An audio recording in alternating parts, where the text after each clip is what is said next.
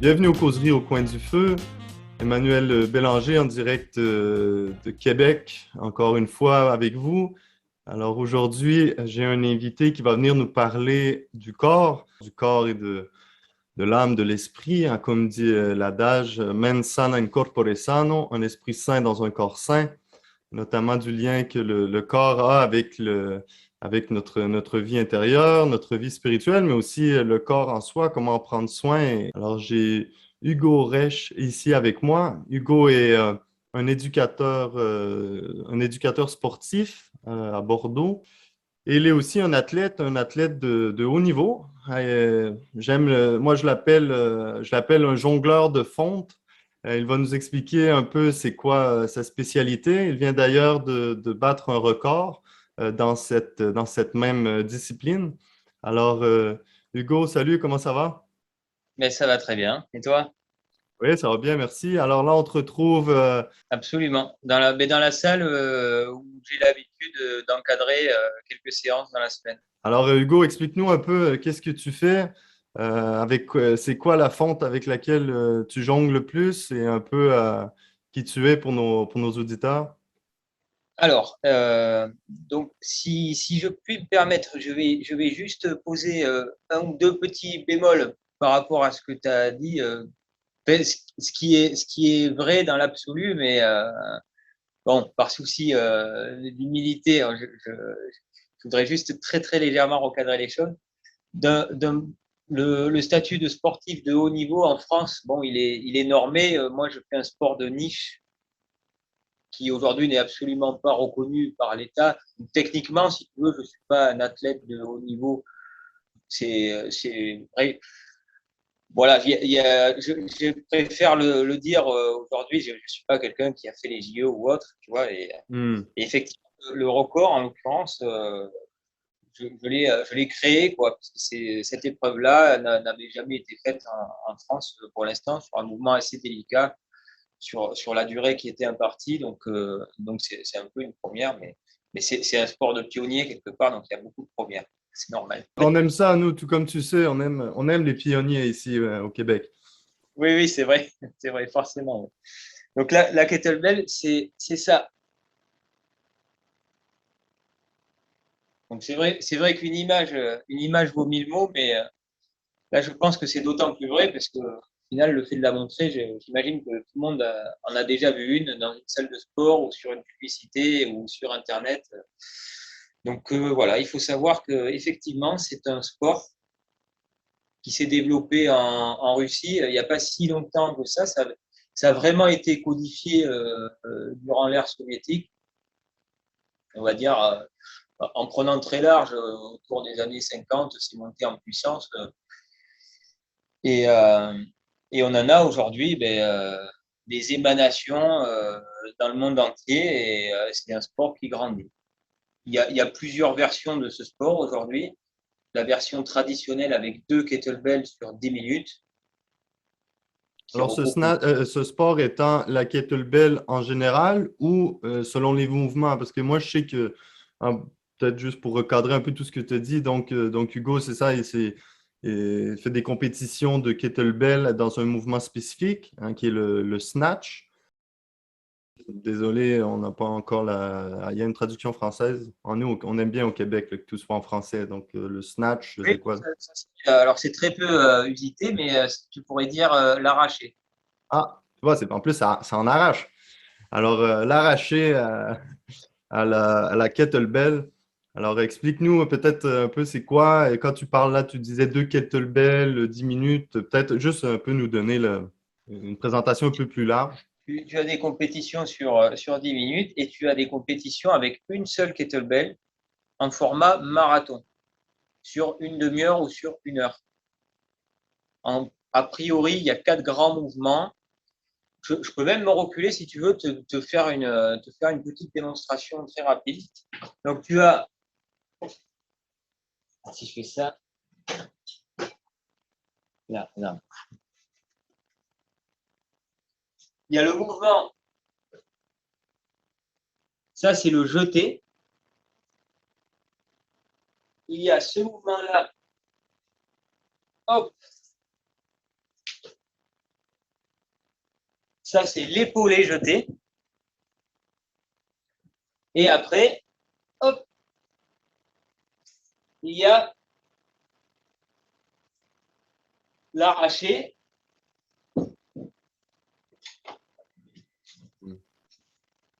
Je fais attention parce que le bureau est assez exigu quand même. Je ne vais pas. Bah oui, bah, oui. Non, mais Je vais déjà, pas c'est ou quoi que ce soit, ça aurait été. On voit que ça t'aurait fait un beau bêtisier. exactement.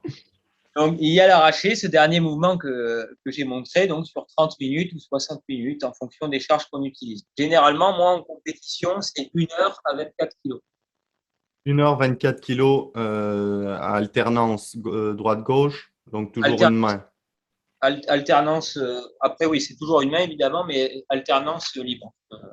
OK. Et, Normalement, tu fais kiff-kiff, hein, moitié-moitié? ah oui, bah, c'est l'idéal, c'est l'idéal. Par souci d'équilibre, après, à moins qu'il y ait une blessure sous-jacente ou autre sur le moment et qu'il faille adapter une stratégie particulière, on essaye toujours d'équilibrer l'utilisation des bras. Ouais. Ouais, ouais. On a justement là ton dernier record. Alors, tu peux nous expliquer justement, là, je pense que tu as été encore pionnier là-dessus, non? Oui, oui, oui, parce qu'en fait, je ne sais pas si on s'en rend bien compte sur la démonstration que j'ai faite, mais si vous voulez, le snatch ou l'arraché, c'est un mouvement où il y a très peu de phases de repos, parce que finalement, le seul moment où la kettlebell s'arrête, c'est quand elle est au-dessus de la tête en suspension.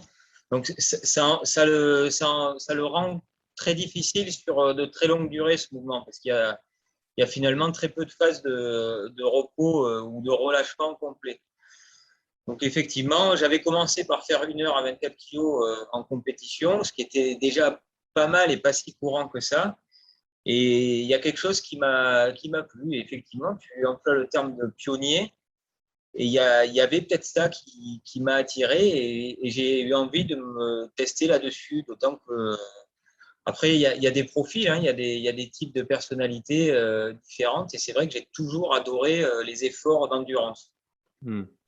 Avec ma femme, on aime beaucoup voyager à vélo. J'avais une compétition au Danemark, on y est allé à vélo, par exemple. Donc, Hmm. c'est quelque chose qui est inscrit dans mon ADN quelque part. Ça fait partie de mon identité profonde de faire ces choses-là. Et le kettlebell en marathon, c'était une sorte de voyage, mais stationnaire. Donc, il y avait un festival de force à Rouen avec des strongmen. Ça doit être un peu plus populaire chez vous. Oui, oui. Je n'ai pas le nom, j'ai un peu honte parce que c'est un très très grand athlète, mais il y a un très très grand strongman canadien, effectivement. Ouais, donc, il y en a eu un dans l'histoire, justement, là, qui était, comment il s'appelle? Saint-Cyr. Oui, Et je me rappelle plus de son prénom. Euh, et celui qui d'ailleurs, lorsqu'on est en 2008, on avait le 400e de la ville de Québec. Il y avait le Cirque du Soleil qui donnait des spectacles spéciaux pour le 400e. Et celui dont le nom t'échappe, qui est Hugo Girard, ah, était venu et il jouait justement Louis Cyr. Donc, c'est triste que le nom m'échappe alors que c'est un homonyme, quoi. Et bien justement, mais alors c'est d'autant plus drôle qu'effectivement l'idée de ce record, ça s'inscrivait donc lors de ce festival avec des strongmen qui sont des gens extrêmement forts sur de relativement courtes durées. Il y avait aussi du bras de fer, mhm. aussi des efforts très explosifs sur des durées relativement courtes, même si les combats peuvent durer un peu. Et l'idée, c'était qu'on se propose là-dedans pour montrer un peu tout le spectre de la force et qu'il pouvait aussi finalement, le lever de charge pouvait se décliner sous un format d'endurance.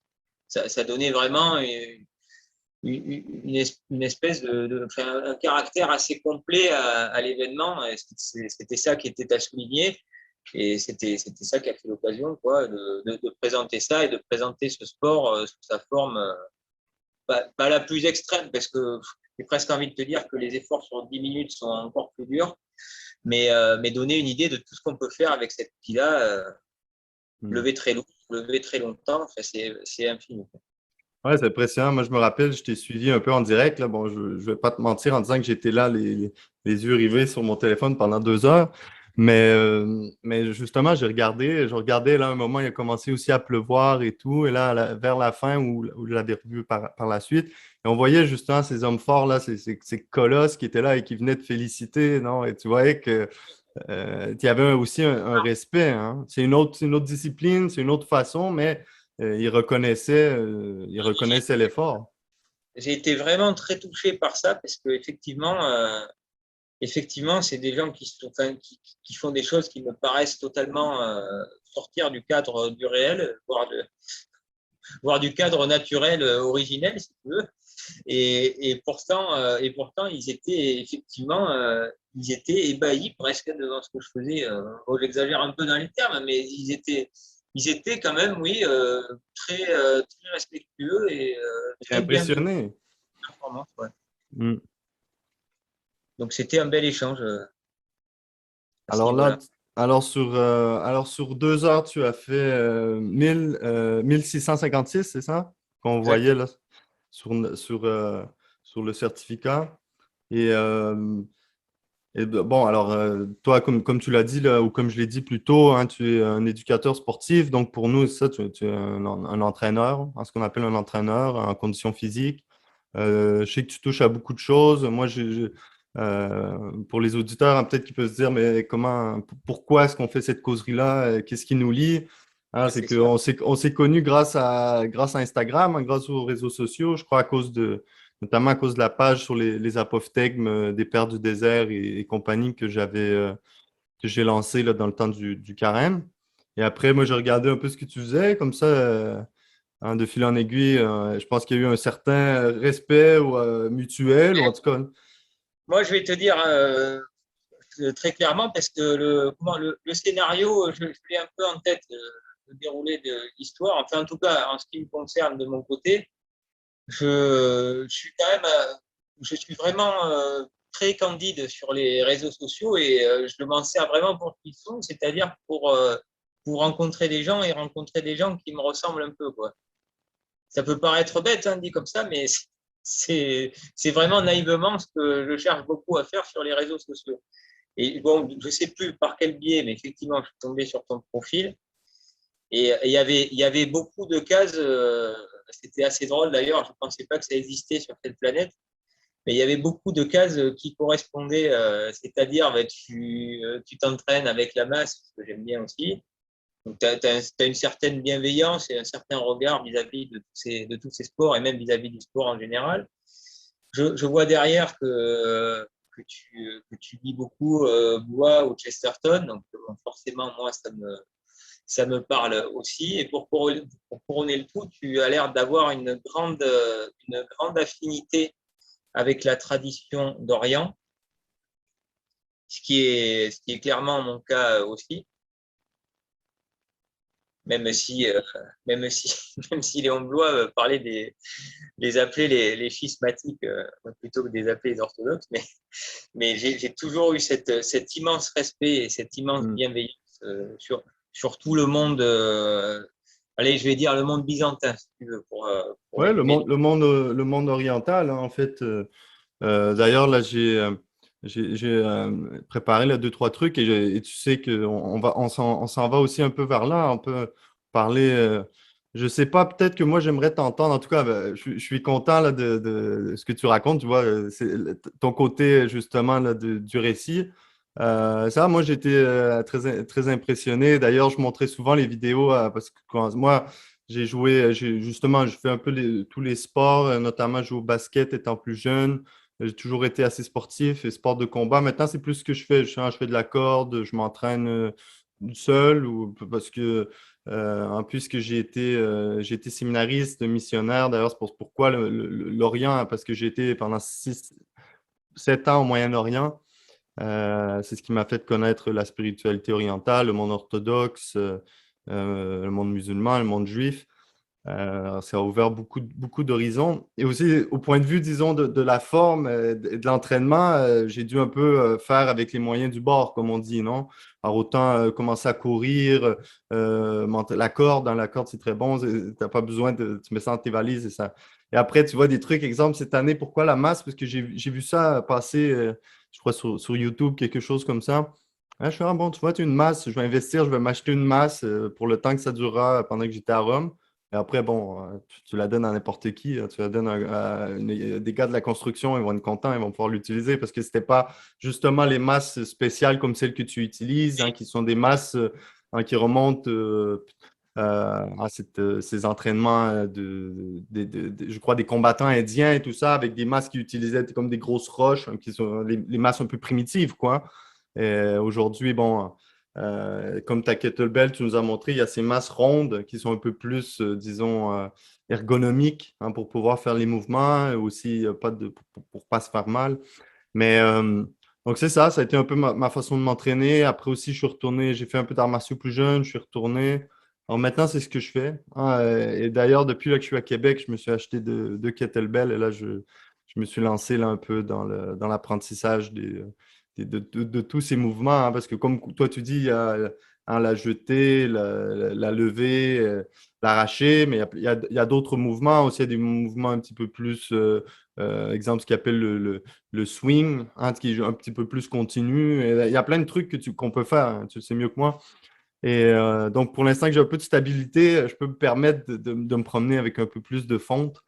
Euh, mais justement, moi, j'aimerais que tu nous parles, Hugo, parce que si tu es ici sur ma chaîne, hein, une chaîne, tu sais qu'on parle de la tradition chrétienne en général, mais j'aimais l'idée, hein, de faire une causerie avec toi, hein, sur l'importance du corps, hein, et ça va nous amener justement sûrement un peu vers cette spiritualité orientale qui fait une grande place au corps dans sa façon de prier, dans sa façon de rentrer en relation avec le divin. Mais de prime abord, peut-être parler un peu de toi. Alors toi, comme tu me disais, tu t'es converti au christianisme, ou en tout cas, tu as reconnu ou redécouvert ta foi il y a une dizaine d'années. Mais tu as toujours été quelqu'un qui a été passionné, hein, sans doute par la force, mais même aussi par tout ce que le corps est capable et sûrement même à l'esthétique du corps. Et comment est-ce que tu as réussi justement à trouver un équilibre? Je pense que c'est le bon terme, un équilibre entre la vie de l'esprit, hein, qui est une vie de l'esprit, au final, qui est incarnée, parce qu'on le sait que notre corps est le temple de l'Esprit Saint. Alors, Alors bon, c'est quand même un parcours assez sinueux au final, mais je ne vais pas rentrer dans les détails parce que non, c'est pas non, c'est pas besoin. intéressant. Mais de toute façon, je vais être très clair, justement, en prenant le problème à l'envers, c'est-à-dire que pas en mettant ma passion c'est un peu exagéré comme terme, mais mon intérêt pour le corps vis-à-vis du christianisme, c'est plutôt l'inverse. C'est la position du christianisme vis-à-vis du corps. Euh, j'ai été baptisé, mais je ne suis pas d'une forte tradition chrétienne, que ce soit philosophique ou dans la vie liturgique. Mais par contre, comme beaucoup de jeunes, à un moment donné, j'ai eu ce besoin de spiritualité, cette recherche, ce parcours. Et en fait, la seule religion de la transcendance, de pure transcendance, et la seule religion du corps, c'est le christianisme. Parce que le christianisme, de par le mystère de l'incarnation, il intègre le corps dans l'histoire sainte et dans l'histoire du salut. Et ça c'est quelque chose d'unique, c'est quelque chose d'incroyable. Moi, jeune, avec le peu de base que j'avais, j'ai toujours conçu la religion et même la spiritualité au sens large comme une opposition entre le corps et l'esprit. Et, euh, et là, je m'aperçois qu'il y a une religion de l'esprit qui amène le corps avec lui et même qui fait corps avec lui. Hmm, très bien dit, ouais.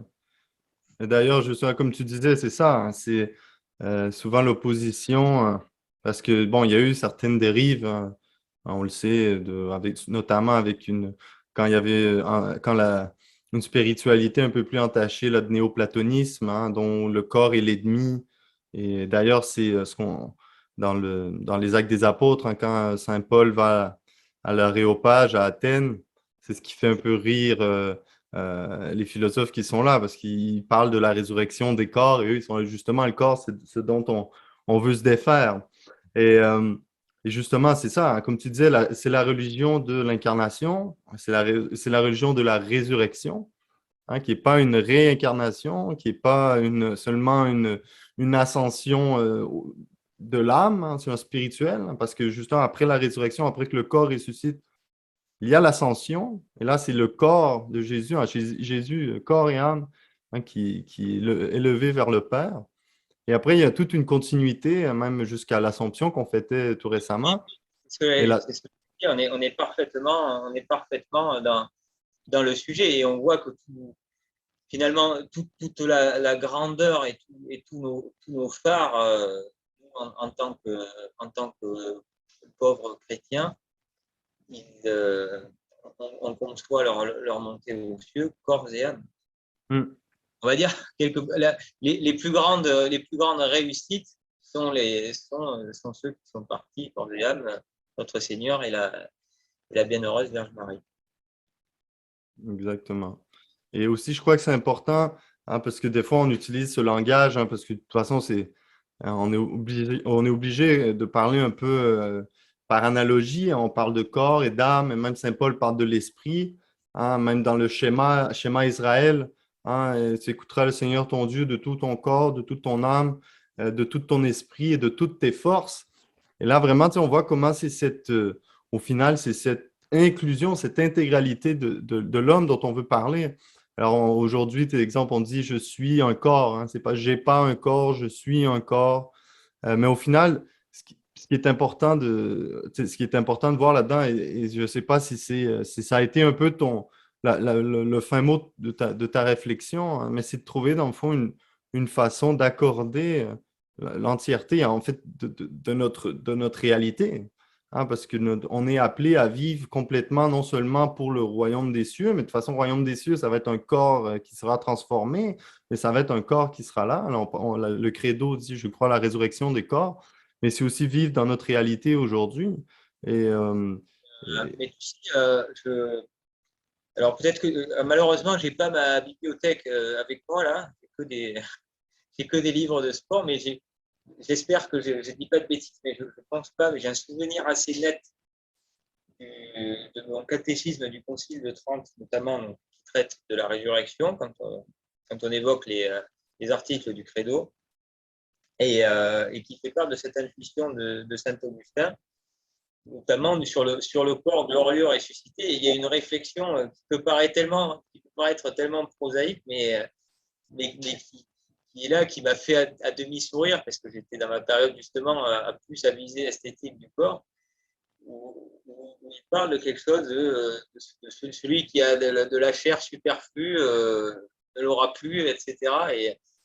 Et tu vois, même chez les pères de l'Église, dans certaines réflexions à propos du salut et du corps glorieux ressuscité, il y a aussi certaines notions qu'on retrouve nous aujourd'hui dans notre pratique quotidienne et qui sont quand même présentes dans la société. hmm, Et au-delà de ça, un corps en forme, pour rester justement dans une réflexion prosaïque, un corps en forme, c'est un corps utile. hmm, Et utile, ouais, pas que devant le miroir et pour son ego, mais utile pour les autres, enfin, dans tous les chapitres de la vie. hmm. C'est ça, dans le fond, c'est un corps qui est au service, hein, c'est ça qu'on voit. Moi, c'était aussi un peu disons, le mot d'ordre de m'entraîner et tout ça, parce que c'était, en fait, moi, je veux être capable je veux être capable de faire ce que j'aime, tu comprends? Et aussi de me dépenser, d'être capable, quand c'est le temps d'étudier, d'être concentré, et de pouvoir faire, hein. Et après, il y a un peu le défi, hein. Tu disais, bon, tout à l'heure, il y a un marathonien là, du kettlebell, il y a 2 heures, mais il y a quelque chose, en fait, de se pousser un peu. Et ça, je crois que c'est bon. Et moi, je l'ai vu, exemple, quand c'était le temps d'aller monter des montagnes ou exemple, nous, on faisait des camps de jour, d'aller avec les jeunes. Et là, justement, le fait d'avoir une certaine capacité, hein, ça te permettait justement de te mettre au service des plus jeunes.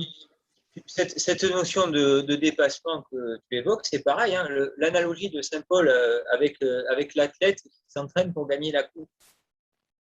Mais on peut aussi, si on réfléchit bien, on peut aussi l'inverser et prendre la réflexion dans l'autre sens. Ça veut dire qu'effectivement, l'athlète qui s'entraîne pour gagner la coupe, il aura cette propension à aussi organiser sa vie de façon à gagner la coupe du salut. Mm. Vraiment, alors moi, je suis éducateur sportif, mais je ne suis pas spécialiste de l'éducation au sens large. Mais ça me paraît en fait une logique implacable d'éducation de prendre une habitude, d'imprimer un caractère qui va rejaillir sur tous les autres aspects de notre existence et notamment son aspect le plus important, c'est-à-dire notre vie spirituelle, quoi. Mm. Ouais, mais d'ailleurs, puisque justement on disait on est hein, parce que justement, puisqu'on n'est pas seulement des purs esprits, hein, comme je dis un peu l'angélisme ou même hein, le cartésianisme là, qui utilisait le corps plus d'un point de vue comme hein, le corps seulement machine ou le corps seulement outil. Nous, on croit juste que, comme tu disais, développer une certaine discipline, à la façon d'implanter une discipline de façon la plus simple, hein, c'est de l'implanter au niveau justement de nos habitudes plus corporelles, pour ne pas dire physiques, et après tout ça va rejaillir sur les autres habitudes. Et c'est pour ça que c'est important de justement de bien soigner le corps pour au final être capable de bien soigner l'esprit. Et là, il n'y a pas vraiment de dualisme là-dedans parce qu'en fait, c'est comme s'il y avait seulement une question de hiérarchie pour parler comme ça, mais c'est juste parce que on est des êtres charnels, des êtres concrets. Donc, tout ce qui vient nous s'imprégner dans notre corps, ben après, nous, on va l'assimiler. On va être capable aussi de le faire avec une ascèse, hein, comme justement les Grecs utilisaient ce mot, hein, qui veut seulement dire avec un exercice répété. Bien sûr. Mais non, mais on peut le dire bêtement, mais c'est vrai, nous ne sommes pas des anges. Non, Mais non. ça peut être, c'est dit vulgairement pour d'autres perspectives, mais c'est vrai que c'est exactement ça. On vit par notre corps et on connaît par notre corps. Et dans la mesure où on connaît par notre corps, il y a peut-être effectivement toute une réflexion à avoir et une recherche vis-à-vis de celui-ci, sans effectivement et c'est là, après la dérive, on pourrait presque embrayer sur une seconde partie, sans que ça devienne notre nouveau Dieu. C'est toujours pareil, Hmm. tout est une question de mesure. Et il ne faut pas que cette ligne devienne une ligne de mort finalement et qu'on soit ceux, c'est Saint Paul, mais ça s'entend au sens large, qui ont leur ventre pour Dieu Hmm. aussi. C'est ce qui peut arriver après dans certaines dérives de la pratique sportive. Mais tu vois, ton approche, toi, dans ta vie de tous les jours, je trouve ça parfaitement sain, c'est le cas de le dire. Et c'est typiquement le type de public que j'aime encadrer aussi, tu vois. Et justement, peut-être Hugo, tu pourrais en parler parce que c'est hein, la question de l'ego. Hein, tout à l'heure, on parlait du miroir et on sait qu'il y a l'importance. Moi, en fait, j'ai découvert un peu l'importance du miroir il n'y a pas si longtemps. Hein, parce que souvent, quand tu vas dans une salle de gym, tu vois les gars qui se regardent devant le miroir et là, tu penses que c'est du pur narcissisme, pur trip d'ego. Ah, mais en fait, on sait que peut-être dans un premier temps, nous parler de problèmes avec justement le narcissisme, trip d'ego, et après passer à la deuxième partie du miroir, qui est la partie importante, hein, c'est-à-dire c'est la partie qui t'aide à soigner ton mouvement, qui t'aide à bien travailler et qui t'aide justement à passer par-dessus l'espèce d'excitation, le désir de vouloir être plus fort, plus beau directement et faire les choses avec une certaine, hein, comme on disait, il y a une discipline, il y a une démarche qui doit être faite, il y a un parcours. Hein, qui doit être suivi. Et ça, comme un entraîneur, tu le sais très bien. Mais tu vois, il y avait cette réflexion de Saint Grégoire de Nice à propos du mal qui m'a toujours frappé, la distinction entre le réel et l'apparent. finalement, pour une même donnée, qui en l'occurrence est le mal, il y a le mal réel et le mal apparent. Et là, c'est exactement la même chose. Il y a, on va dire, le narcissisme réel et le narcissisme apparent. Hmm. Je ne sais pas, pour faire une analogie simple, quelqu'un qui a une belle voiture, c'est pas forcément un péché, on va dire, d'orgueil ou de vanité. Il aime peut-être tout simplement les belles voitures et ça me fait plaisir d'en avoir une. Et ça, je pense qu'on reste tout à fait dans un cadre moral qui est au pire neutre, quoi, comme Mhm. quelqu'un qui, qui est amateur de fromage, qui mange un bon fromage qu'il apprécie. Et là, tu parlais effectivement de l'image du culturiste ou du bodybuilder, même du pratiquant lambda qui se regarde dans la glace en train de faire son mouvement. Et effectivement, il y a une dérive narcissique chez certains, mais chez beaucoup, bon, mais après, encore faut-il discuter avec eux, effectivement, et puis dépasser un peu ces a priori et les jugements téméraires pour vraiment Hmm. rentrer dans ce monde-là. On est juste à ce niveau d'un intérêt assez simple, finalement, et assez innocent pour, pour l'anatomie humaine, et finalement, les relations, c'est des choses très bêtes, hein, mais un intérêt pour. C'est presque un travail de logicien, un intérêt pour les causalités. Ah, mais j'ai travaillé mes pectoraux sur tel mouvement, ah, mais je vois qu'ils ont bien réagi à ça, ça me passionne. Oh là là, j'ai du mal à recruter tel muscle, sous quel angle je peux le travailler pour le recruter. Hmm. Mais qu'est-ce qu'il y a finalement de tellement malsain là-dedans sur lequel on pourrait jeter l'opprobre? Si c'est juste ces considérations-là, en fait, c'est intéressant, ça ne va pas plus loin que le scientifique qui fait des expérimentations. Et la seule Hmm. dérive, tu vois, j'étais sur le scientifique, c'est la dérive qu'on retrouve. C'est un roman pareil qui m'a beaucoup marqué, c'est de chez Balzac, À la recherche de l'absolu. Mais le scientifique qui fait ses expérimentations dans son sous-sol et qui finit par délaisser et renier totalement sa famille pour ça, c'est la dérive du culturiste qui fait sa musculation dans son garage à la base, voilà, juste pour être mieux ou parce qu'il aime bien les sensations que ça lui procure. Et puis derrière, il y a cette réflexion anatomique, mais qui finalement en devient totalement obsédé, met tout son budget dans sa nourriture, dans ses produits, et qui ne s'occupe absolument plus de sa famille, de ses enfants, etc.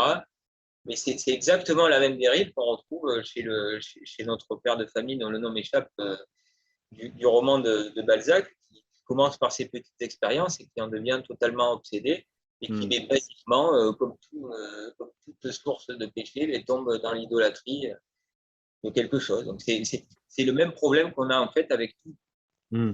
Ouais, c'est un peu l'utilisation. le. Pardon?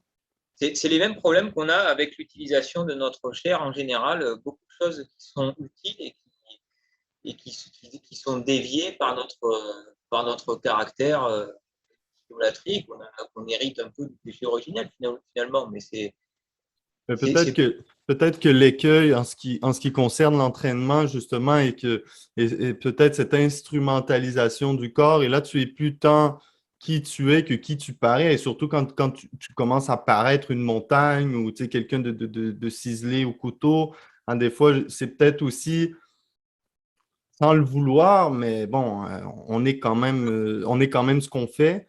C'est un peu comme si on met un mur aussi, on met un mur de clichés entre nous et le reste des gens, hein. C'est pour ça qu'on voit, tu sais, personnellement, moi, comme je te disais, je crois que c'est ta vision, hein, tu sais, le sport, hein, le sport vraiment au service du quotidien, le sport au service de l'homme, mais de l'homme au sens large, hein, même de la femme, hein, parce que tu vois, moi, ma grande sœur, là, d'ailleurs, je suis chez elle en ce moment, elle va accoucher, et là, elle a commencé à faire du TRX pour être capable d'avoir, tu sais, pour pour s'entraîner et tout ça, pour pas justement perdre un peu de tonus, de teneur musculaire. Alors, ça dépend, mais après, est-ce qu'on ne va pas un peu dans une espèce justement d'idolâtrie du corps? Hein? Tu sais, disons, quand tu vois là, ces gars, tu sais, ces culturistes là, de haut niveau. Mais oui, après, c'est bien qu'on parle du culturisme parce que c'est vrai que c'est souvent perçu comme la dérive ultime, en fait, dans la pratique du fitness et de tout ce qu'il y a de plus blâmable moralement. Mais peut-être que tu vois, peut-être que ta sœur, en faisant du TRX, elle va se sentir plus forte, elle va prendre un petit peu plus de muscle, elle va se sentir un peu brisée, ça lui fera du bien et qu'elle aura envie de poursuivre l'aventure. Après, effectivement, si à un moment donné,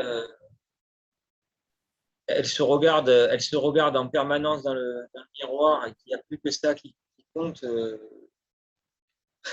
on peut aller. Non, mais vraiment, si je caricature vraiment à l'extrême, alors je sais que c'est plus un commandement de l'Église obligatoire aujourd'hui, mais admettons que ça devienne une angoisse de rompre, de conserver, on va dire, le jeûne eucharistique, parce que tu as peur de ne pas manger et de perdre du muscle. Mhm, Là, ça devient hautement problématique.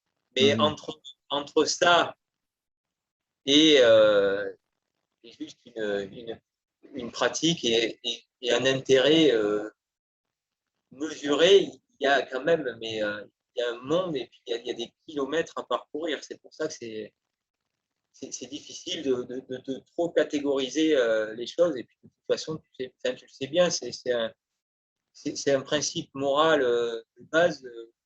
On ne peut pas juger sans connaître les causes. Et c'est exactement ça. Tu vas avoir des milliers de personnes qui vont chercher soit à soulever trop lourd, ou soit à se regarder dans le miroir un petit peu trop. Mais il y aura une infinité de causes et de visées différentes. mhm. Mais peut-être que, pourquoi moi je disais ça? Parce que peut-être, parce qu'on vit quand même, on vit dans une époque particulière, on vit dans une époque qui est soit d'un côté, justement, puis on le voit sur les sur tous les réseaux sociaux. Hein, on le voit très bien. C'est d'ailleurs un des grands problèmes des réseaux sociaux, c'est de montrer une vie toujours épurée, sublimée. On voit des photos de gars qui sont complètement immenses, bien, avec des filles toutes refaites. Et là, c'est des perceptions. Ah, on est ultra sollicité avec ça. Et d'un autre côté, on vit aussi dans un monde qui, en fait, c'est comme si c'était les deux facettes d'une même médaille, hein, dans un monde qui tend vers le transhumanisme et justement le corps. Au final, c'est pas si important parce que ce qui est important, justement, tu sais, c'est l'esprit. Alors, ton corps, que ce soit un corps de chair ou que ce soit un corps presque bionique, au final, c'est pas grave. Mais moi, ce que je te disais, c'est ça, c'est peut-être parce que le problème, et je crois que tu le sais autant que moi, et c'est pourquoi Saint Paul dit, d'ailleurs Saint Paul le dit, hein, bon, les exercices, l'exercice physique, corporel, sont de peu d'utilité ou quelque chose du genre. Je ne me rappelle pas exactement le, Non, mais le- absolument. et justement, aujourd'hui, qu'est-ce qui arrive? C'est lorsqu'on est à 100%, comme tu disais, quand ça devient une obsession, mais tu sais, des fois, c'est pas l'obsession de ta vie, mais c'est l'obsession de la côté de ta vie, hein, pendant que tu vis ta vie, et là, tu vas aller t'entraîner et tout ça. Moi, je me rappelle quand on était à 15, 16 ans, on allait au gym et tout. Alors, tout, disons, ton désir, ta volonté, ta libido va vers, va vers soigner le corps. Et là, c'est très difficile justement d'avoir une vie. Moi, c'est d'ailleurs ce qui m'intéresse, ce dont j'aimerais qu'on parle aussi par la suite, un peu de voir comment tu en es arrivé après à avoir une vie spirituelle, à lire, tu comprends, avoir une intégralité, hein, comme il y a quelque chose d'organique dans l'être humain et qui doit être Mais déjà, chéri. oui, oui, mais déjà, on y revient et tu as utilisé le terme avant que ça devienne dérive. C'est aussi et surtout une ascèse tout à fait saine et intéressante. qu'on retrouve finalement dans la notion de travail, dans la règle de Saint-Benoît. Tolstoï aussi évoque ça, une vie assez rude, où il faut faire un travail harassant pour essayer de calmer nos pulsions désordonnées, quelles qu'elles soient. Même si, évidemment, dans la société actuelle, ce n'est pas le propos premier, c'est ce retour à quelque chose comme ça, c'est ce retour à une ascèse, c'est ce retour à un travail harassant qu'on s'inflige et auquel on est connecté pour épurer et évacuer toutes les pensées ou les tentations négatives périphériques, et c'est encore le cas aujourd'hui, même chez les gens athées, hein, en sortant totalement, on va dire, d'une notion spirituelle, voire mystique. C'est beaucoup de gens, moi, que je reçois dans la salle de sport, viennent faire arrivent un petit peu vérolés de certains ressentiments qu'ils ont accumulés dans la journée, et ils les dissipent grâce à cette discipline sportive, mais de la même manière qu'ils les dissiperaient en creusant des trous à la pioche dans un jardin. Mais on est dans ces considérations-là, et c'est aussi ça à l'origine. Alors après, et moi, de mon côté, comment concilier ça? Ben, c'est très simple. Normalement, comme on le dit depuis le départ, vu que l'homme est une synthèse supérieure de tout ça, on doit pouvoir le concilier de toute façon.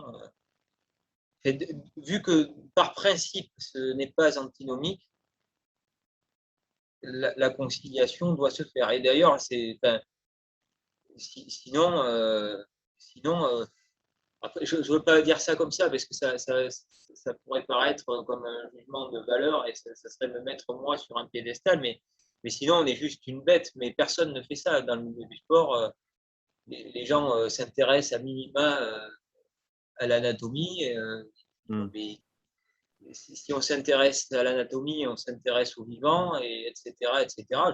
On ne peut jamais dissocier la pensée. Alors, si on raisonne en stade, on va dire, charnel, spirituel et mystique, le charnel et le spirituel jusqu'au stade de la philosophie, je pense qu'on peut l'atteindre, mais après, moi, c'est comme ça que mon catéchisme s'est fait. C'est le catéchisme de l'abbé Laguérie. Je ne le connais peut-être pas bien, mais qui est excellent et qui part de postulats philosophiques. Il part de postulats philosophiques sur l'existence de Dieu pour après en venir à la révélation, tu vois. Et c'est normalement n'importe quel sportif et a fortiori éducateur sportif a au moins cette démarche charnelle et spirituelle. Après, pour beaucoup, normalement, la démarche spirituelle mène à une démarche mystique. Tu vois, ça me semble être finalement un corpus complet et incontournable. Et peut-être, Hugo, je pourrais te demander, je ne sais pas si tu vas être capable là, de nous donner ça maintenant vite comme ça, mais je ne sais pas, est-ce que toi, tu as deux, trois conseils, hein, parce que moi, je sais que tu es quelqu'un qui est en très bonne forme, quelqu'un qui s'entraîne, quelqu'un dont sa vie est modelée et façonnée par le sport. Hein, est-ce que qu'est-ce que tu leur dis, disons, aux gens qui viennent te voir et tout ça pour leur donner un équilibre dans l'entraînement? Est-ce que tu as un peu des conseils, hein, pour que ce soit pour être capable de faire face à soit à l'ego, mais aussi au manque de confiance en soi, hein, qui est là aussi comme deux facettes antinomiques, comme tu disais. Euh, Et je pense on peut répondre, en fait aux deux problématiques avec les mêmes solutions, quoi. Donc, tout d'abord, tout est une question de dosage. Je prends l'exemple d'un débutant. Je pense que c'est bien d'explorer une multitude de mouvements, mais aussi de s'explorer soi-même, c'est-à-dire de comprendre comment son corps fonctionne avec ses leviers, mais d'avoir cette démarche et cette réflexion dès le début de sa pratique et d'être toujours dans un registre, du moins dans un premier temps, mais ça devrait être finalement la colonne vertébrale de toute pratique, de rester mesuré dans les intensités, d'avoir quelque chose globalement, de rester quand même la plupart du temps sur un schéma respiratoire maîtrisé, moi, ça me paraît important. C'est bête, après, il y a des sports qui ne s'y prêtent pas, mais juste dans le début et dans une pratique quotidienne et accessible à tous, je trouve ça super. Moi, j'ai beaucoup couru, ça paraît bête, c'est des trucs que tout le monde fait, mais tout le monde y a trouvé beaucoup d'intérêt, même spirituel, dans cette pratique. Je travaille un petit peu en circuit pour élever un petit peu mon rythme cardiaque et sentir ma respiration.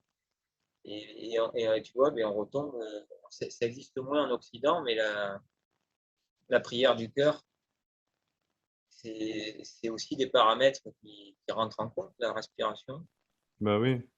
Donc, arriver à travailler là-dessus, se sentir vivant là-dessus. J'aime bien avoir légèrement chaud et sentir mon rythme cardiaque s'élever pour me sentir vivant et puis pour avancer spirituellement. Moi, ça m'aide beaucoup et c'est la colonne vertébrale de ma pratique.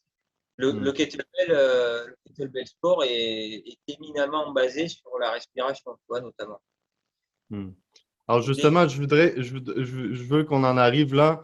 Euh, mais avant, qu'est-ce que tu dis? Dans le fond, il y a quelque chose de l'ordre euh, de ce qu'on dit depuis le début, là, c'est-à-dire une question, oui, d'équilibre, mais aussi une question de trouver un peu, on dit être dans sa zone, non? Et ça me fait penser à un peu cette philosophie-là, philosophie du flow en anglais, non, du flux, qui est très présente, exemple, dans le jiu-jitsu, mais dans les sports en général, qui est de trouver au lieu, parce que souvent l'erreur du débutant, c'est de partir en lion, aller à fond de train au début, faire ça 2, 3 jours, 2, 3 fois. Après, c'est insoutenable comme rythme et l'abandonner, non? Tandis que là, tu as le flow qui est une contrôle du volume. J'écoutais quelqu'un qui disait, je ne sais pas, exemple, c'est quelqu'un qui veut aller commencer à faire de la barre, là, des chin-ups ou des pull-ups, et il dit, regarde, quelqu'un va en faire 20 dans une journée, il ne va plus pouvoir en faire pour une semaine. Il dit, moi, je vais en faire 5 à tous les jours, et là, déjà, la semaine d'après, j'ai une longueur d'avance, parce que j'ai toujours maintenu un certain volume, et un volume qui me permet de continuer, parce que justement, comme c'est un peu l'autre partie, l'autre spectre du miroir dont je parlais tout à l'heure, parce que ça me permet de contrôler et de soigner le mouvement. Ça me permet d'être pleinement concentré, ça me permet de m'engager pleinement et ensuite de pouvoir avoir aussi une satisfaction en gardant le rythme. Et c'est ça aussi, je crois, qui est toujours difficile. Et ça revient un peu à ce qu'on disait tout à l'heure de la question de la discipline. Parce qu'une véritable discipline, c'est une discipline qui se maintient. D'ailleurs, discipline vient d'être disciple. Le disciple, c'est quelqu'un dont on suit l'enseignement. Et pour être véritablement le disciple de quelqu'un, il faut le suivre. Au moins, on le sait on sait de l'Évangile. On était au moins disciples 3 ans du Christ pour après partir et voler de leurs propres ailes. Mais déjà, ça,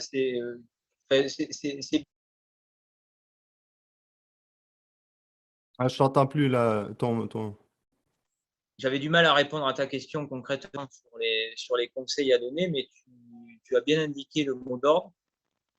C'est discipline, en fait. Il y a absolument rien d'autre, quelle que soit l'activité qu'on veut pratiquer. Il n'y a absolument rien d'autre qui vaille plus que de s'astreindre à une routine qu'on va peut-être faire évoluer au fil du temps, mais à laquelle on adhère. Et sur le très long terme. De toute façon, moi, j'ai toujours, parce que je joue de la guitare, par exemple, j'ai appris la guitare, etc. J'ai toujours comparé la pratique sportive à l'étude d'un instrument. Et à partir de là, s'il y a des musiciens, tout devient clair, quoi. C'est évident qu'à la guitare, on va pas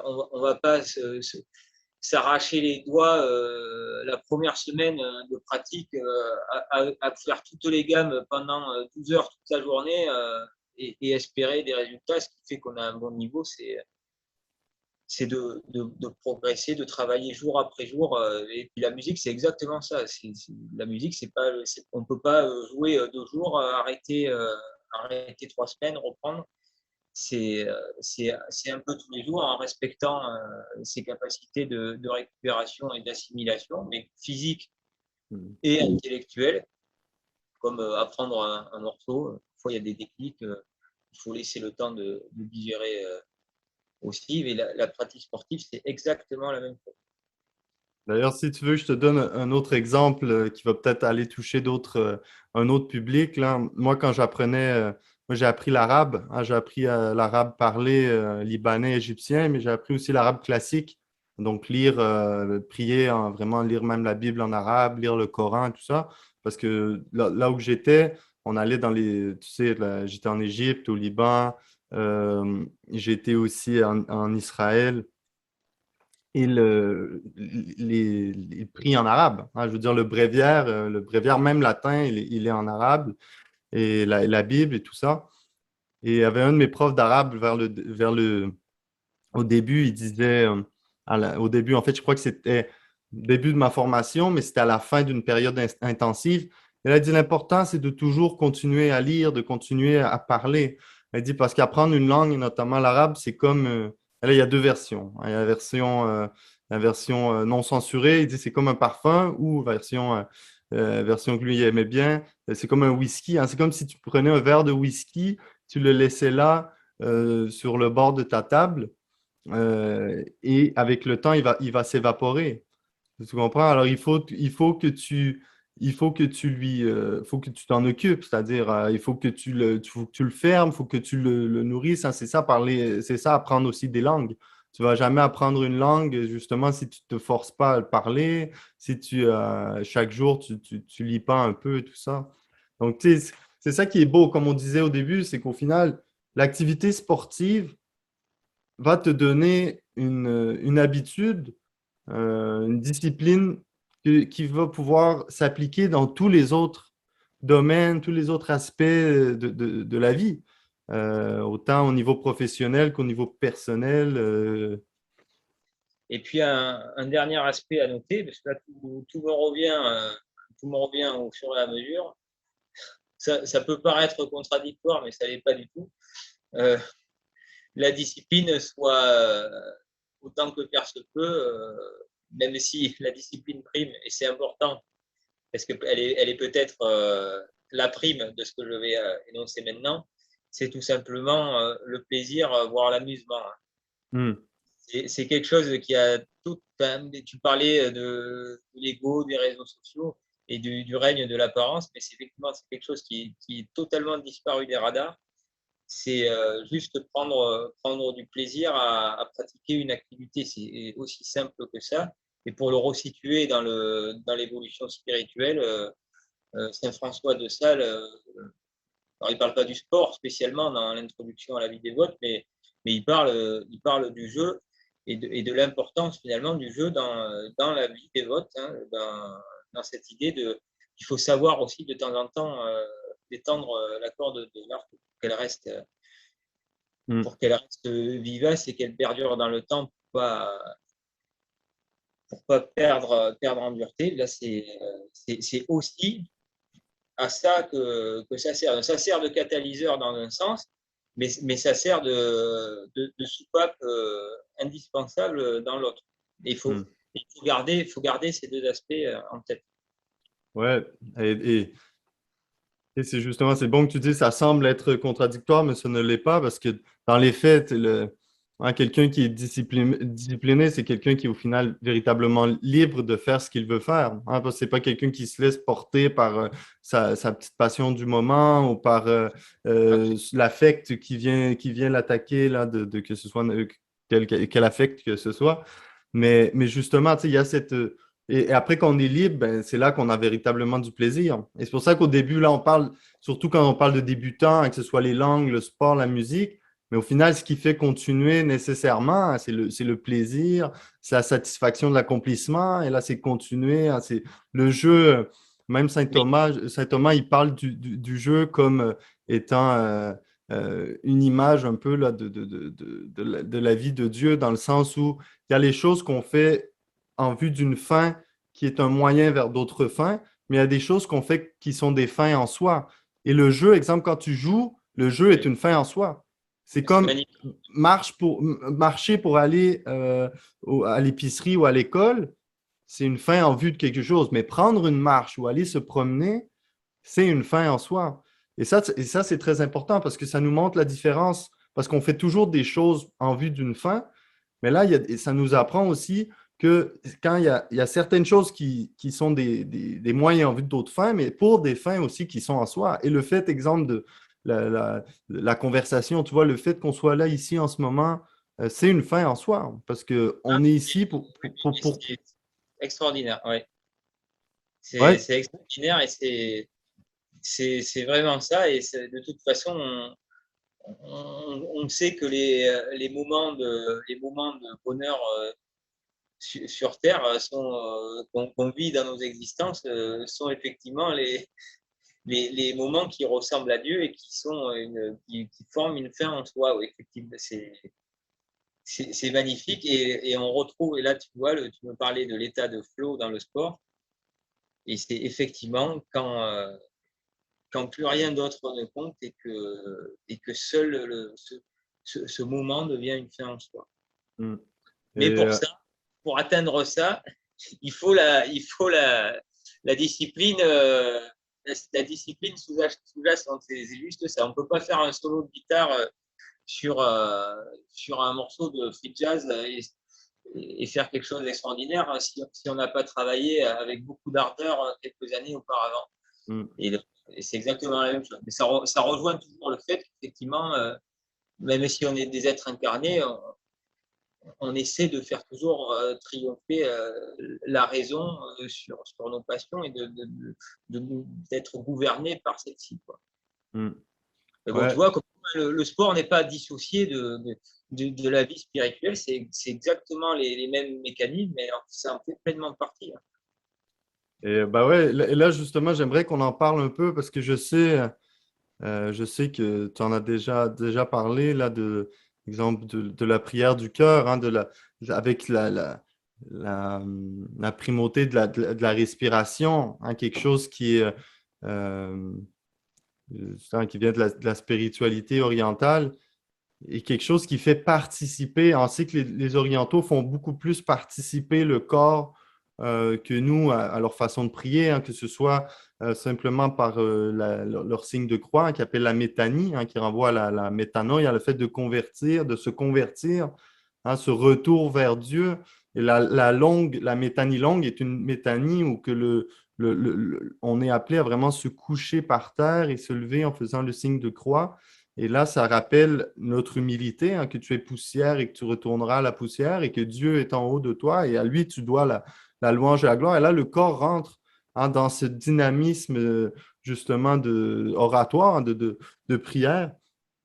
Et justement, les récits du pèlerin russe, hein, qui a rendu populaire la prière du cœur, la prière de Jésus, hein, cette prière Seigneur Jésus-Christ, Fils de Dieu, aie pitié de moi, hein, qui est une prière qui est appelée à être répétée sans cesse. Et justement, j'ai pris là, ici le petit extrait de. Il est où, là? Hein, l'extrait que ça vient de la première lettre de Saint Paul aux Thessaloniciens, hein, vers la fin du chapitre, qui dit, je le trouvais beau, alors je vais le lire, Prenez garde que personne ne rende le mal pour le mal, mais recherchez toujours ce qui est bien entre vous et avec tous. Et là, justement, c'est comme s'il y avait un condensé c'est presque un compendium de règles de vie, hein, mais très, très concret. Il dit, soyez toujours dans la joie, priez sans relâche, rendez grâce en toutes circonstances. C'est la volonté de Dieu à votre égard dans le Christ Jésus. N'éteignez pas l'esprit, ne méprisez pas les prophéties, mais discernez la valeur de toute chose. Ce qui est bien, gardez-le. Éloignez-vous de toute espèce de mal. Et là, à la fin, finit, hein, que le Dieu de la paix lui-même vous sanctifie tout entier. On revient à cette idée d'intégralité, que votre esprit, votre âme et votre corps soient tout entier gardés sans reproche pour la venue de notre Seigneur Jésus-Christ. Et je crois que c'est justement, ce petit extrait de Thessaloniciens résume peut-être toute la spiritualité chrétienne et en fait résume presque le- notre vie, ou en tout cas ce vers quoi on est appelé à tendre, hein. Prier sans cesse, être dans la joie. Je crois aussi c'est ça qui est important dans ce que tu disais, la partie discipline, il y a la partie plaisir, dans le fond, faire avec la joie. Et tu sais, J.K. Chesterton, il en parle de ça aussi, non? Que ce soit que tu bois un verre d'eau, que tu boxes, que tu fasses n'importe quoi, hein. Tu vas dire que tu fasses l'amour avec ta femme, quoi que ce soit, hein, le faire en rendant grâce à Dieu et en le remerciant, tu vois, en le rendant grâce et en le louant, non? Et il y a justement cette question de la gratitude. Et pour en revenir là au pèlerin russe, parce que moi, justement, à chaque fois que je te voyais avec la kettlebell, le mouvement, moi, c'est comme si je voyais que c'était comme un gros chapelet en un, et chaque mouvement pourrait presque représenter une prière du cœur. Alors, c'est ça que je voulais savoir, toi, comment justement, est-ce que tu vois un peu là, cette kettlebell comme un chapelet byzantin et comment tu vis ça un peu dans ta prière aussi? Parce que justement, prier sans cesse, comme tu aimes l'endurance, tu aimes la longue durée, moi, ce qui m'aide justement quand je cours ou quand je fais des choses un peu plus longues, c'est presque la prière du cœur qui embarque même sans que j'y pense. Alors, fut un temps à mes débuts, j'avais tendance à réciter le chapelet pendant mes épreuves parce que je subissais beaucoup l'épreuve en question et que c'était un moyen pour moi de me reconcentrer sur autre chose. Là, aujourd'hui, je suis vraiment rentré dans une logique où, en fait, pendant que je fais mon épreuve, je passe mon temps à compter le nombre de répétitions que je fais et je suis en dialogue permanent avec ça. Cela dit, il y a quand même cette.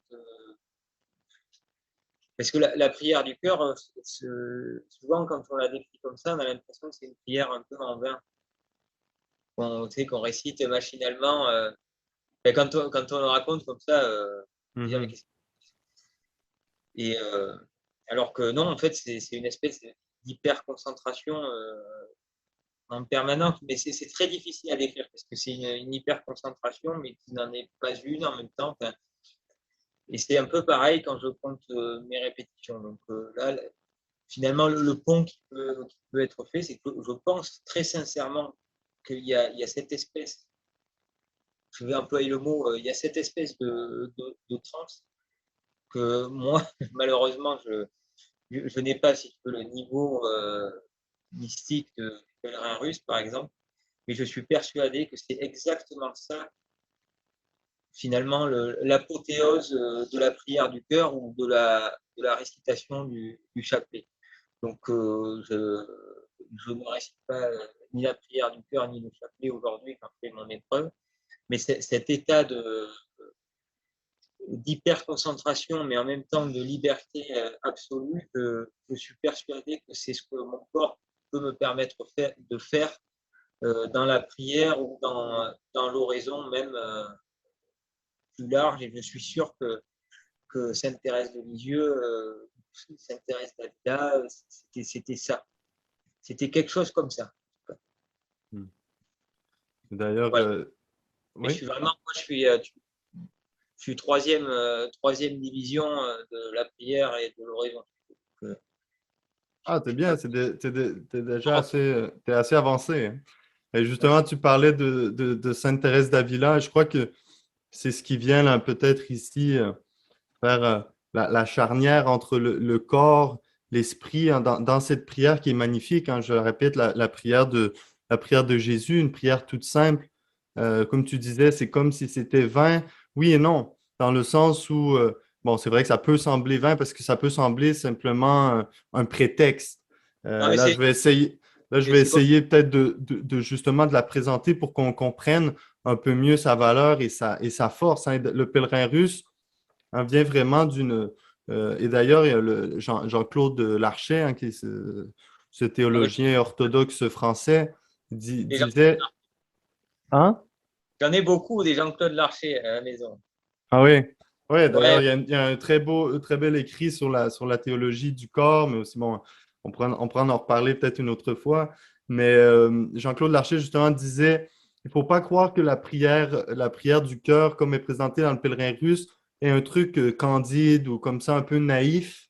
Il dit, mais c'est plutôt l'œuvre d'un pédagogue, de quelqu'un qui est très avancé dans la vie spirituelle et qui a su, parce que souvent, quand on est débutant, on aime rendre les trucs, utiliser le jargon, rendre les trucs plus compliqués qu'ils ne sont. Tandis que quand on arrive à la maîtrise de son art, hein, c'est là qu'on réussit vraiment à parler avec simplicité, à rendre ça, à vulgariser, à rendre ça concret pour les gens. Et Exactement. oui. Exactement. Je disais exactement. Mm. Et, le, et, euh, et justement, cette prière du cœur, hein, ce jeune pèlerin russe tombe sur un starets, un vieux starets qui lui enseigne.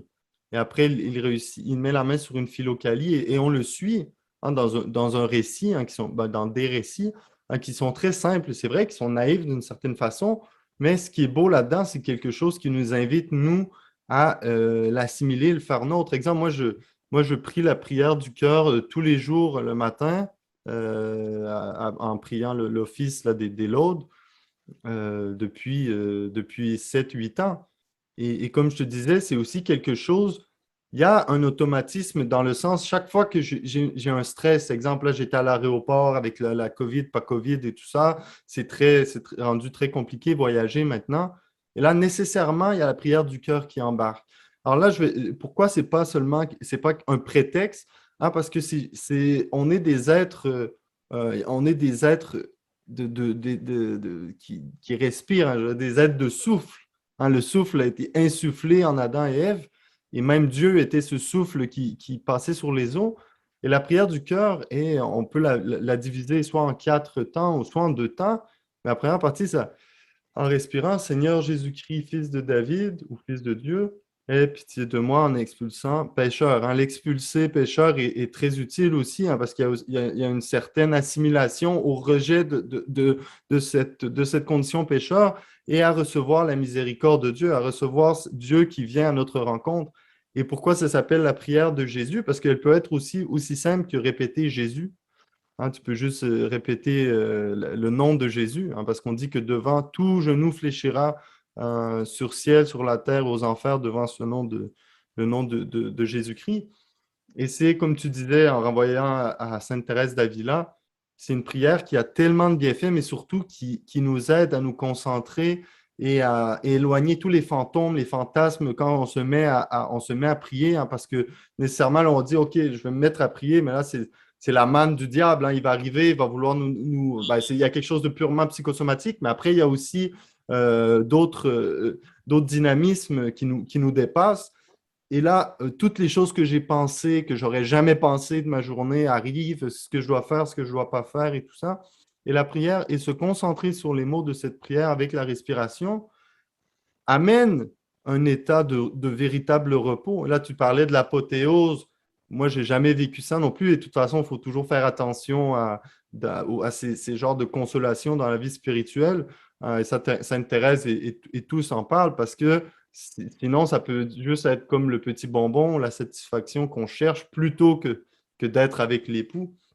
Et là, et ça devient un automatisme parce que notre vie devient une vie qui est christocentrée, hein, qui est centrée sur Jésus-Christ par cette prière. Et, et d'ailleurs, les Byzantins utilisent, ou les Orientaux hein, utilisent pour les Russes un tchotki ou un komboskini là, pour les Grecs, hein, qui s'appelle seulement un cordon à nœuds, ce que nous on appelle le chapelet ou masbaha en arabe. Et moi d'ailleurs, j'en ai fait un moi-même en de 100, tu vois, de 100 petits nœuds, on dirait petite rose, hein, si on appelait ça un rosaire. Et, euh, et d'ailleurs, puisque mon niveau spirituel ne le requérait pas, j'ai pas fait normalement ici un petit froufrou qui ressemble comme un petit balai. Et ça, en fait, c'est les gérontes, les gérondats, les grands vieillards dans le désert, ils utilisaient ça hein, pour se sécher les yeux, hein, parce qu'il y a le don des larmes, hein, dont la spiritualité orthodoxe et orientale parle beaucoup, hein. Ces larmes qui sont plus les larmes, les larmes du pécheur qui se repent des péchés, mais les larmes de ne pas être encore dans la présence de Dieu. Et, euh, et d'ailleurs, Je- tu vois, il y a quelque chose, je te laisse maintenant, je te renvoie parce que je voudrais savoir. Mais moi, je peux prier très bien sans ça. Moi, j'ai prié toute ma vie sans ça, mais comme tu disais, puisque j'étais au Moyen-Orient et tout, j'ai été proche et j'ai appris à faire. D'ailleurs, il y a une magnifique catéchèse. Peut-être que je pourrais faire une petite vidéo là-dessus de 5 minutes sur comment ah, est-ce qu'on fait chacun de ces petits nœuds. Parce que la façon de faire est liée, les mouvements sont liés à une catéchèse qui est simplement magnifique, très simple. Et, euh, et en fait, le fait de l'avoir dans les mains et de prier, hein, tu vois, là, mon corps encore plus, est encore plus utilisé, est encore plus, comment on dit, sollicité. oui, oui. Et, et Et, ça, et ça, tu vois, il y a quelque chose qui fait.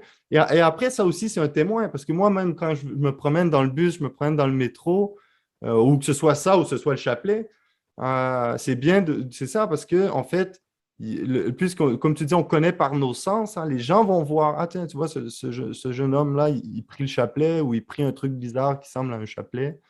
Et tu vois, tu sais, disons, les musulmans, eux, ont leur espèce de prière aussi, hein, et donc ils sont beaucoup plus fiers de ça, et on les voit très bien. Alors, je crois que c'est important aussi pour les chrétiens, hein, de ne pas avoir peur, justement, de prier et tout. oui, oui, mais absolument, mais ça fait partie exactement de la même problématique et de la présence du corps dans le social, parce que l'homme est un animal social et c'est ce qu'on peut. Je ne veux pas du tout lancer un débat là-dessus aujourd'hui, mais ça va dans le sens un peu de cette espèce d'effacement du corps du chrétien dans la société. Tu vois, c'est bête, hein, mais je dis ça, je ne veux pas caricaturer, il y a des nuances à apporter, mais tu vois, c'est la disparition de la soutane chez nous. Ça ça fait aussi partie de cette disparition de la visibilité physique et charnelle du chrétien dans la société. Mm. Mais voilà, mais on en revient toujours à ça. Et effectivement, on a des objets liturgiques, on a des objets de prière qui sont là pour nous visuellement, par le toucher aussi, olfactivement aussi. Hein, ça fait partie intégrante de toute notre liturgie. Enfin, notre corps est sollicité en permanence et malheureusement, dans certaines paroisses, on le voit en fait, tous les attraits sensoriels de la liturgie à l'intérieur ou de la posture sociale à l'extérieur disparaissent peu à peu. On retombe presque dans certains endroits les plus extrêmes, dans une crise un peu iconoclaste Mm. qui s'apparente à une forme de protestantisme aujourd'hui, mais c'est vrai que tout part aussi de là, je trouve, de cette négation du corps et de la chair et qui rejaillit dedans et dehors. Ouais, ouais, non, mais d'ailleurs, je veux dire, si on est ici à parler, c'est parce que moi aussi, je crois profondément que c'est important que.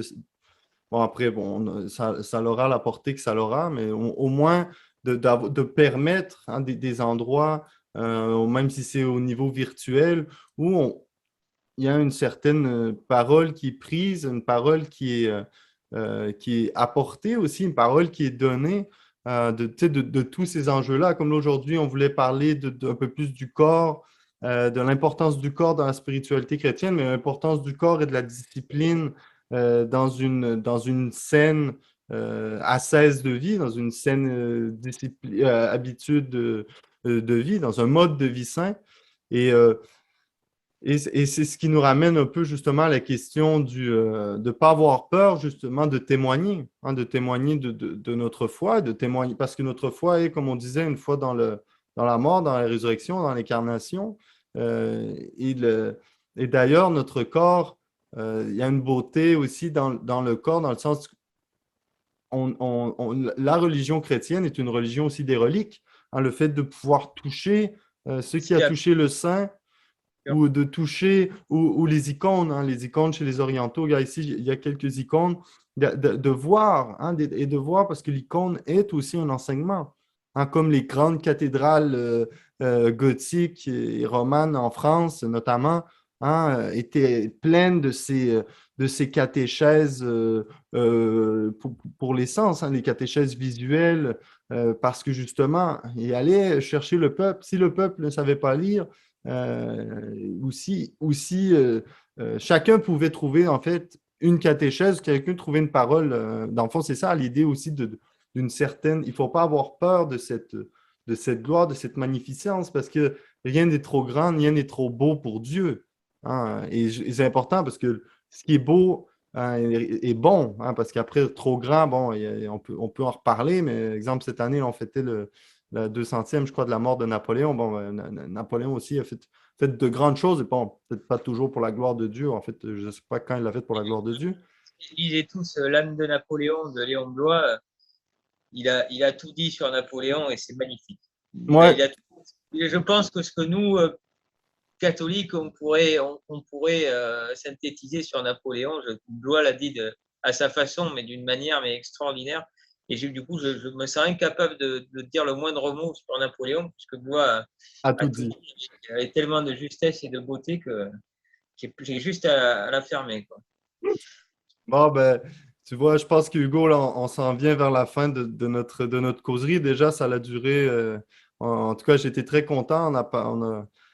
On a traité plusieurs sujets et c'était vraiment intéressant, je crois, d'un pour moi, un peu de mieux te connaître et aussi de voir un peu comment tu as un peu ta vision justement du sport, la vision aussi de ton travail et aussi bon, tu disais le passion, c'était peut-être forte, mais en tout cas, il faut être certainement passionné pour faire ce que tu fais et c'est pas mauvais. Mais après, comme tu disais, que ce soit que chaque chose ait sa place. Et je peux pas ne pas penser à un autre Français qui a fait la une, là, en tout cas la une des sports il n'y a pas longtemps, hein, qui est Cyril Gane, hein, ce combattant d'arts martiaux mixtes. Et d'ailleurs, moi, je ne le connaissais pas, mais je me suis mis à écouter un peu des interviews et tout ça. Et ce qui m'impressionnait dans sa personne de Cyril Gann, c'est un peu, en fait, c'est un gars qui est un peu comme toi. C'est un gars très simple, très humble, et il dit, moi, ce qui est le plus important, c'est de pouvoir être au service de ma famille. Lui, il disait, j'ai toujours été sportif, j'ai toujours été assez bon.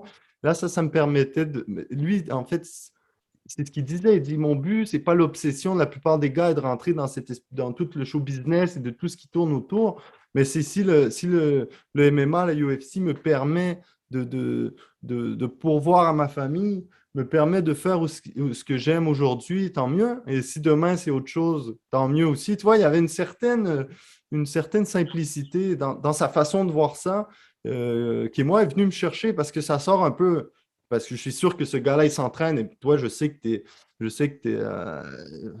vais pas dire que tu es une bête, mais c'est pratiquement ça. Je veux dire, on le voit qu'il y a du dévouement, il y a ce désir aussi de parfaire un art, non? Parce qu'il y a un certain art, que ce soit dans les arts martiaux, mais même dans tout ce qui est entraînement physique et tout ça. Mais au final, chaque chose a sa place, non? Rester des hommes, des êtres de service. Et ça, je crois, c'est un service que tu es venu nous rendre pour un peu recadrer les clichés, peut-être rentrer aussi, mettre certains freins aux préjugés ou comme tu disais, là, on ne connaît pas l'intention. Non, mais donc pour conclure, oui, je disais donc que ouais, bah, c'est pas forcément évident de quadriller une pensée sur une seule vidéo, mais c'était juste pour donner effectivement un premier aperçu et juste pour montrer aussi que cet univers est multiple et à partir de là, ça doit juste être un point de départ hein, finalement. Donc n'hésitez pas à nous contacter, surtout pour qu'on rentre dans le concret, que tout le monde et notamment mais les chrétiens qui nous écoutent s'ils veulent échanger sur ces sujets-là à la lumière de la foi qu'on a en commun, mais ce sera avec grand dire et que voilà, on n'est pas seul. Et alors que c'est vrai, hein, c'est ça, le fait de ne pas être seul et être capable aussi de, des fois, un peu de s'arrêter, conceptualiser, un peu penser, et après pouvoir partager qu'est-ce qu'on vit, c'est quoi les conclusions, hein, aussi, tu sais, aussi petites et humbles soient-elles, et de mettre ça au service justement des autres. Alors là, j'invite Hugo, là, il est présent notamment sur Instagram. Il a aussi une chaîne sur YouTube, donc vous pouvez aller voir, hein, certains entraînements et tout. Je vais tout mettre dans la description ici en bas. Et bon, ben, j'espère que je voulais qu'on parle peut-être un peu plus de littérature, mais bon, on gardera ça pour peut-être pour une prochaine fois, Hugo. Mais on en fera d'autres, hein, mon temps n'est pas compté. On en fera d'autres, hein, autant que tu veux. Hein. Bon, ben, très bien, merci à toi et au plaisir justement là, de se reparler, de te suivre. Mais pas de souci, avec grand, grand plaisir.